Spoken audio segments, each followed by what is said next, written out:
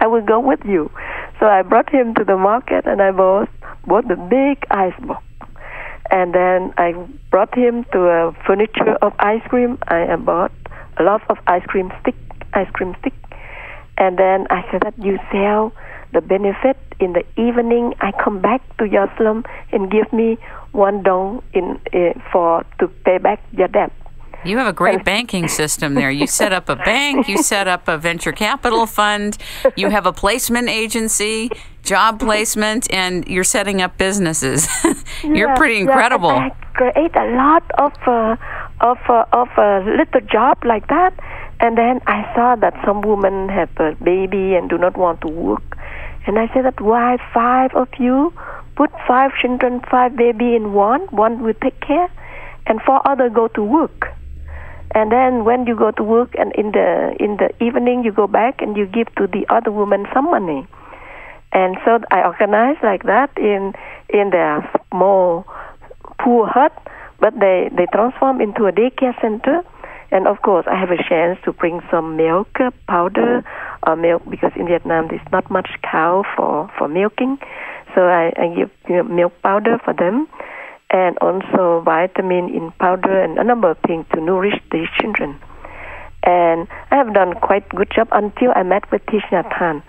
And he said that, oh, your work is beautiful, but you are alone. I know many good heart people like you throughout the country, and I can use Buddhist teaching in order to set up the school of youth for social service, and I bring all of you together, and we make a kind of social change from the basic teaching of the Buddha.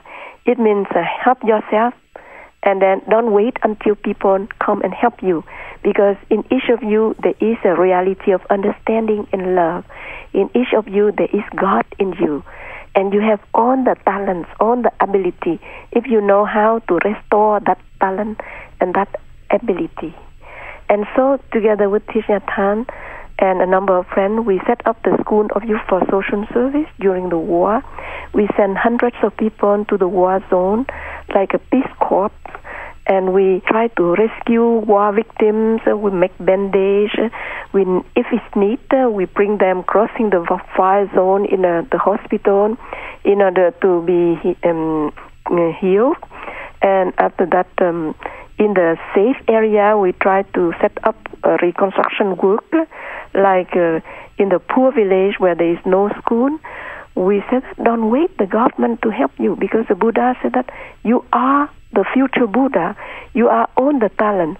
So let's say try our own school with your own veranda.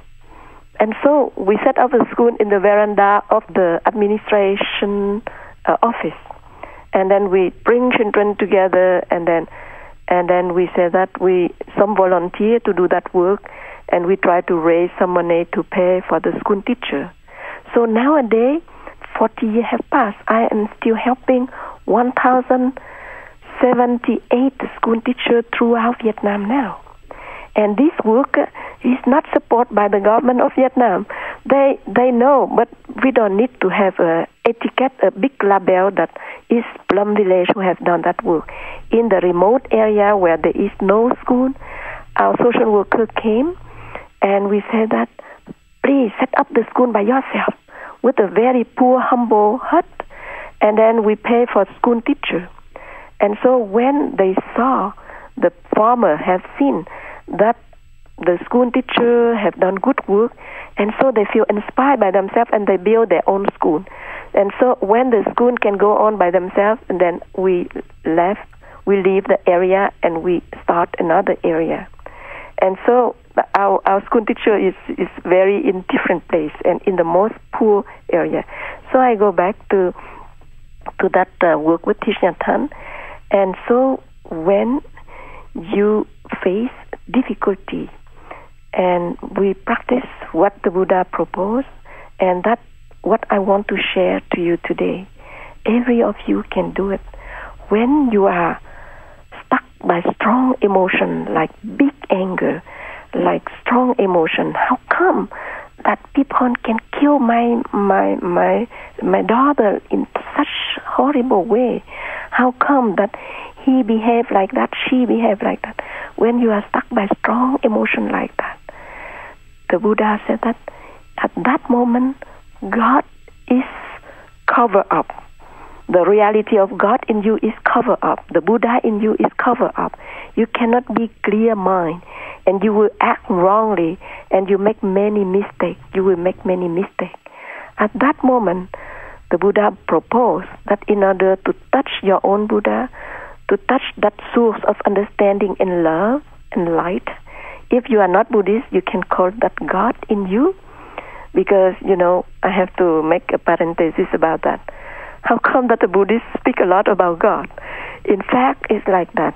The Buddha, the one who discovered that each human being can have a reality of understanding, of love, of light in her or in him.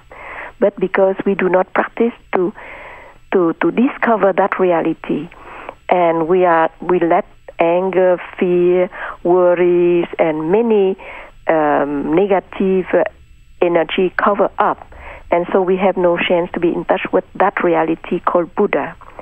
But in Christianity or in other faith, you feel that when you are at your best, when you are full of light, of peace, of love, of understanding, that God is living in you. That's right. And so that reality is God in you. But in Buddhism, we call the Buddha in us, your own Buddha. If your name is Elizabeth, there is a Buddha called Elizabeth. If your name is Jean, there is a Buddha called Jean. And so the practice is how to touch that Buddha in you. Sister Chan And Khong, how to touch this Buddha in you, you have to practice two things that I will repeat later on. Yeah, she would ask me something. Yes, Sister Chan Khong, many of us around the world are watching television, reading the papers, all different types of papers, and listening to the radio as seemingly informed and well-intentioned citizens. And as we do that, whether it's every day, every other day, or a few times a week, we are bearing witness to the horrors of what's going on in the world from the media's point of view. And therefore, many of us are riled up every day, very upset, watching beheadings, watching killings, listening to different leaders across the world who are taking a stand and, quote, going to go after the evil, quote, people. And it's a runaway effect. It has a life of its own now. And many of us can't help but be drawn in by wanting to retaliate or to have governments retaliate to, quote, stop the horrors. And I wanted to ask you a very difficult, direct question of what is your recommendation to the United States administration and government on a leadership level in terms of how to guide the American people, no matter whether it's Republican or Democrat, who are looking to their leader to be, quote, strong and to take action in a military way and to kill the people that are seemingly our enemies or who are considered evil. What's your guidance to us? And what's the guidance to the U.S. government right now? I think that we only need to look deep since the day the President of the United States started the war in Afghanistan and then Iraq and then supporting many violent acts everywhere. So I think that, and that is a war against terror. But this war do not lead to more peace. But this war only lead to more terror. Have you seen that since he started that war against terror, is peace arrived somewhere? No, I haven't. Yeah, and that is time for us to stop and to look deeper in order to be clearer in our mind. And so I think that we said that we fight against terror, but these innocent Afghans, these innocent Iraqi women, children, suddenly saw bomb drop on them, and then they thought that is terror. And we said that we fight against terrorists. But in fact, our son sent to the army and drop bomb and shoot the Afghans, shoot the Iraqi